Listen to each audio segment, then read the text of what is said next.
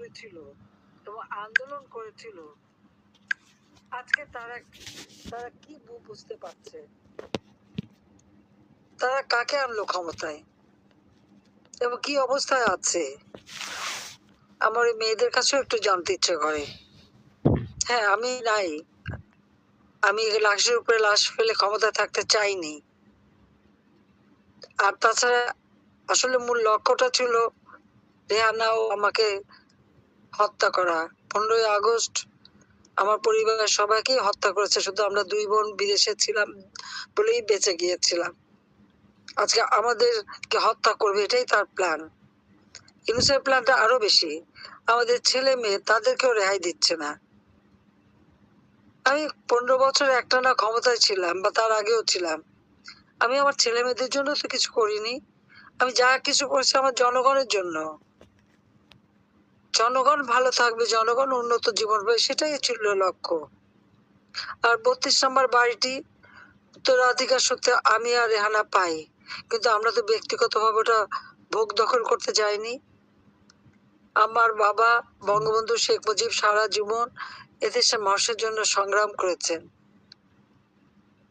এমনকি তিনি সরকার প্রধান হয়ে, রাষ্ট্রপ্রধান হয়েও কিন্তু ওই বাড়িতেই ছিলেন। ওই বাড়ি থেকে তিনি স্বাধীনতার ঘোষণা দেন। আর ওই বাড়িতেই তো তাকে নির্মমভাবে হত্যা করা হয়। কাজে আমরা সিদ্ধান্ত নিয়েছিলাম যে এই বাড়িতে আমাদের অধিকার নাই, বাংলাদেশের জনগণের অধিকার। আমরা বঙ্গবন্ধু মেমোরিয়াল ট্রাস্ট গঠন করি, বঙ্গবন্ধু স্মৃতি জাদুঘর নির্মাণ করি, এবং আমরা ট্রাস্টে এই সম্পত্তিটা সম্পূর্ণভাবে দান করে দিই। সবাইকে হত্যার পর সেই বুলেটের দাগ, রক্ত মাখা কাপড়, জিনিসপত্র যা ছড়ানো ছিটানো ছিল, আমি নিজে সেগুলি গুছিয়ে রাখি এবং আমরা সেই স্মৃতি জাদুঘর করি। কত দেশ বিদেশের রাষ্ট্রপ্রধান, সরকার প্রধান অনেকেই এই বাড়িটা আসে, দেখে।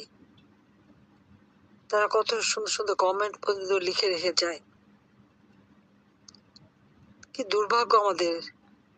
5ই আগস্ট 2024 সালে সেই বাড়িটি প্রথমে আগুন দিয়ে পোড়ানো হলো। এরপর 5 ফেব্রুয়ারি 2025 এসে বুলডোজার দিয়ে ওই বাড়িটি ভেঙে গুড়িয়ে শেষ করে দিল।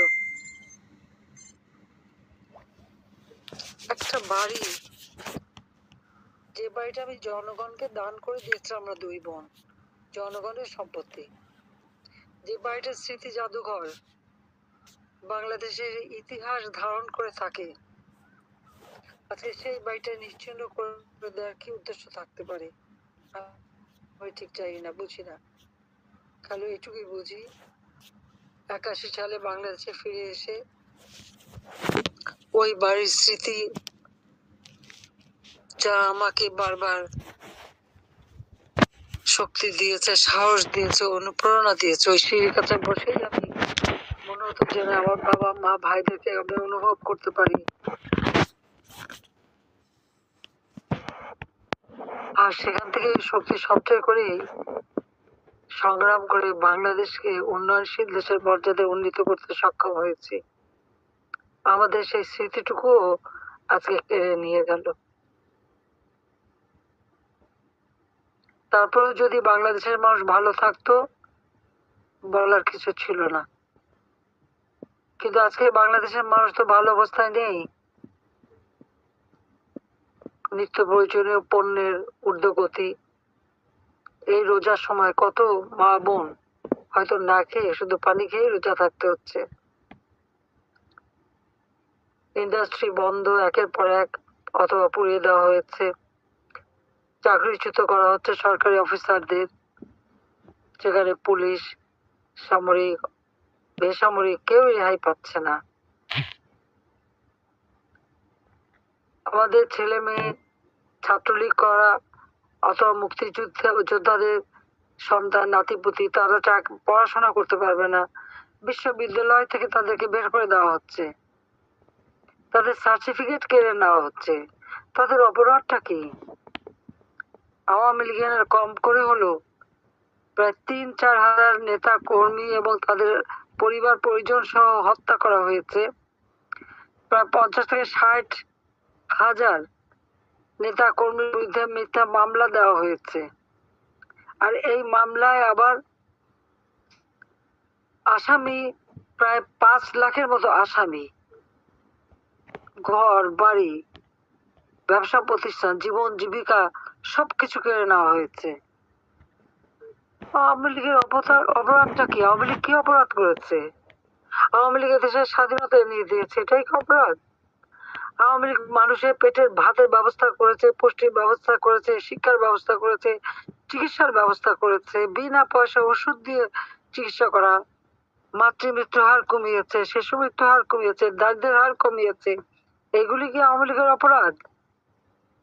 সাধারণ মানুষ ভালো থাকবে, সাধারণ মানুষের জীবন মান উন্নত হবে, তৃণমূল পর্যায় পর্যন্ত মানুষের জীবন মান আমরা উন্নত করতে সক্ষম হয়েছি, সেটাই যেন বড় অপরাধ হয়ে গেছে।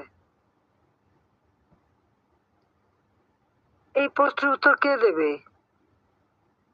আজকে ক্ষমতায় বসে থেকে শুধুমাত্র প্রতিহিংসা পরায়ণতা ছাড়া আর তো কিছু দেখি না। সেটা হলো আওয়ামী লীগকে শেষ করো, আর আমরা দুই বোন, আমাদের ছেলে মেয়ে, আমাদের পরিবার পরিজন বা আওয়ামী লীগ যারা করে তাদের পরিবার পরিজন, তাদেরকে হয়রানি মামলা, সাধারণ মানুষকে জীবনের নিরাপত্তা নাই, তারা নিরাপদে চলতে পারে না, শান্তিতে ঘুমাতে পারে না। যে কোনো সময় যে কেউ, কি আমরা ছাত্র সমন্বয়ক বলেই এক বাড়িতে ঢুকলো, লুটপাট করলো, ভাঙচুর করলো, বাড়ি সার্চ করতে গেল। এটা কি ধরনের বর্বরতা? কোনো শাসন নেই, আইন নেই, বিচার নেই, কেউ মামলা করতে পারবে না, মামলা করার অধিকার নাই, মামলা করতে গেলেও সেখানে লাঞ্ছিত হতে হয়, সে নারী পুরুষ যেই হোক তাকে লাঞ্ছনা করা হয়। মেয়েরা খেলাধুলা করতে পারবে না, বাজারহাট করতে পারবে না। বাংলাদেশ তো এরকম ছিল না, সকলের সমান অধিকার। মানুষের জীবন জীবিকার সব সুযোগ আজকে কেড়ে নেওয়া হচ্ছে। শুধু ক্ষমতায় যারা যে কয়জন আছে, রাতারাতি তাদের আঙুল ফুলে কলা গাছ হচ্ছে, এক একজনের সম্পদের মালিক হয়ে যাচ্ছে। এই অবস্থা চলতে দেওয়া যায় না। 7ই মার্চে জাতির পিতা বলেছিলেন 7 কোটি বাঙালিকে দাবায় রাখতে পারবা না। আজকে আমাদের জনসংখ্যা বেড়েছে, আমরা 17 কোটির উপরে। ওই মুষ্টিমেয় কিছু ওই দালাল ছাড়া, যারা স্বাধীনতা বিরোধী এবং যারা এভাবে মানুষ হত্যা করে, ওই খুনি হত্যাকারী এবং ইনুসের যে যারা চামুন্ডাগুলি আছে, ওগুলি ছাড়া আপামর জনসাধারণ আজকে তারা যে কষ্ট পাচ্ছে, সমস্ত স্মৃতি মুছে ফেলার চেষ্টা স্বাধীনতার, কিন্তু ওই বাড়ি ভাঙলেই কি স্মৃতি মুছে যাবে? মুক্তিযোদ্ধাদের বিরুদ্ধে এভাবে অন্যায় অবিচার করলেই কি মুক্তিযুদ্ধের ইতিহাস মুছে ফেলতে পারবে? পারবে না, কখনো পারেনি। ৭৫ সালে জাতির পিতাকে হত্যার পর জিয়াউর রহমানও চেষ্টা করেছিল, কিন্তু মুছতে পারেনি। খালেদা জিয়া ক্ষমতায় এসেও চেষ্টা করেছিল, বুঝতে পারেনি। কাজী আজকে আপনারা যারা এখানে সমবেত হয়েছেন এই 7ই মার্চে, আমি তো মনে করি যে সকলকে ঐক্যবদ্ধ হতে হবে, এই অন্যায় অবিচারের বিরুদ্ধে রুখে দাঁড়াতে হবে। আজকে সাধারণ মানুষ, আমার শ্রমিকরা কষ্ট পাচ্ছে, তাদের চাকরি নেই, কাজ নেই, দিন মজুর, রিক্সাওয়ালা থেকে শুরু করে সাধারণ মানুষ যারা খেটে খাওয়া মানুষ, তাদের দুর্বিষহ জীবন। কই আমরা ক্ষমতা থাকতে তো এই অবস্থা ছিল না। একজন দিন মজুর মাথার ঘাম পায়ে ফেলে যে অর্থ উপার্জন করত, অন্তত সে তার দুবেলা পেট ভরে খেতে পারত, তার জীবনটা অর্থবহ ছিল। তার সে যে পরিশ্রম করতো, অন্তত সেই উপযুক্ত পারিশ্রমিক সে উপার্জন করতে পারতো। এবং আমি তো বস্তিবাসীর জন্য ফ্ল্যাট বানানো শুরু করেছিলাম, তাদেরকে ফ্ল্যাট দেবো। আমি বিনা পয়সায় ভূমিহীন গৃহহীন মানুষকে ঘর দিয়ে দিচ্ছিলাম। যে কোনো মানুষ বাংলাদেশের একটি মানুষ ভূমিহীন গৃহহীন ঠিকানাবিহীন থাকবে না। আজকে সবকিছু বন্ধ। আমরা যে শিশুদেরকে বৃত্তি উপবৃত্তি দিই ছাত্রছাত্রীদেরকে, সেটা বন্ধ। আমরা সামাজিক নিরাপত্তা 116টা প্রজেক্ট আমরা কার্যকর করেছিলাম, সেগুলি সব বন্ধ। মুক্তিযোদ্ধা, বয়স্ক ভাতা, বিধবা ভাতা, প্রতিবন্ধী ভাতা সব বন্ধ। সেই টাকাগুলি গেল কোথায়? 7,97,000 কোটি টাকার বাজেট দিয়ে আসলাম, ইতিমধ্যে সেখানে প্রায় 2,500 কোটি টাকার তো সব প্রজেক্ট বন্ধই করে দিয়েছে। প্রায় 2 লক্ষ কোটি টাকা সব কাজ বন্ধ। হাজার হাজার টাকাগুলি কোথায়, তারা কি কোথায় নিয়ে গেল, কি করলো, সেটাই তো প্রশ্ন। এমন এক লোক ক্ষমতা বসেছে যে লেবারদের অর্থ আত্মসাৎ করে লেবার কোর্টে সাজাপ্রাপ্ত আসামি হচ্ছে ডক্টর ইউনূস। গ্রামীণ ব্যাংকের টাকা, গ্রামীণ ফোনের টাকা মানি লন্ডারিং করে সেই টাকাগুলি যে আত্মসাৎ করেছে এবং বিদেশের সম্পদের পাহাড় গড়েছে, তার জন্য তার বিরুদ্ধে 5টা মামলা হয়েছে দুদকে। ক্ষমতা এসেই তার ক্ষমতা এসে জন্য প্রথম কাজই ছিল তার মামলাগুলি আগে সরিয়ে ফেলা। 666 কোটি টাকার ট্যাক্স পাওনা, সেই মামলা রায় হওয়ার কথা ছিল 6 আগস্ট, তাও বন্ধ, সেটাও বাতিল করে দিয়েছে। একদিকে নিজে ট্যাক্স দেবেন না, তার শিল্প প্রতিষ্ঠান প্রায় 54টা কোম্পানি সে করে, সবকটা কোম্পানির নিজেই চেয়ারম্যান। এখনো প্রধান উপদেষ্টা বসে আছে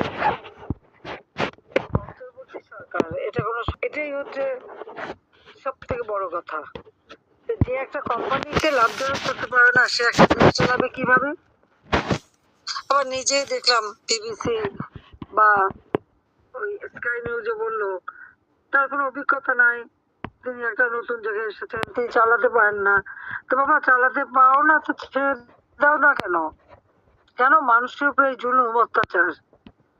মানুষ খুন করে, মানুষের ঘর বাড়ি নষ্ট করে, মানুষের জীবন জীবিকা কেড়ে নেওয়ার কি অধিকার আছে তার? কাজে এই অবস্থা থেকে উত্তরণ ঘটাতে হলে সকলকে ঐক্যবদ্ধ হতে হবে, মাঠে নামতে হবে। সকলে মিলে নামতে হবে এই জন্য যে একে বিদায় না দিলে বাংলাদেশে শান্তি আসবে না, সমৃদ্ধি আসবে না। এই বাংলাদেশকে ধ্বংস করতে চায়, কারণ তার এখানে তো কিছু নেই। সে তো বিদেশে অঢেল সম্পদ বানিয়েছে, গরিব মানুষকে ক্ষুদ্র ঋণ দিয়ে বৃহৎ আকারে সে সুদ খেয়ে এই টাকা নিয়েছে, বিদেশে সম্পদে পাহাড় গড়ে বসে আছে। কাজে তাকে এইভাবে আর মানুষের সর্বনাশ করতে দেয়া যাবে না। তাই সবাই ঐক্যবদ্ধ হতে হবে এবং এই ইউনূস যে অবৈধ, তাকে হটিয়ে বাংলাদেশের গণতান্ত্রিক ধারা, সাংবিধানিক ধারা ফেরত আনতে হবে। তার জন্য প্রত্যেকেই যার যার জায়গা থেকে গণমানুষের সাথে যোগাযোগ করুন। কৃষক, শ্রমিক, ছাত্র, জনতা সকলের সাথে যোগাযোগ করা, আমাদের নারী সমাজ সবাইকে নিয়ে একসাথে মাঠে নামার জন্য সবাই প্রস্তুত হন এবং মাঠে নামেন, নেমে প্রতিবাদ করেন। আপনাদের এটাই আজকের দিনে, এটাই হবে আমাদের লক্ষ্য। সবাইকে আমি ধন্যবাদ জানাচ্ছি। ইনশাআল্লাহ বিজয় বাঙালি জাতির হবেই, কারণ বাঙালি জাতিকে কেউ দাবায় রাখতে পারবে না, যে কথা জাতির পিতা বলে যাচ্ছেন। সবাইকে ধন্যবাদ। জয় বাংলা, জয় বঙ্গবন্ধু, বাংলাদেশ চিরজীবী হোক। খোদা হাফেজ।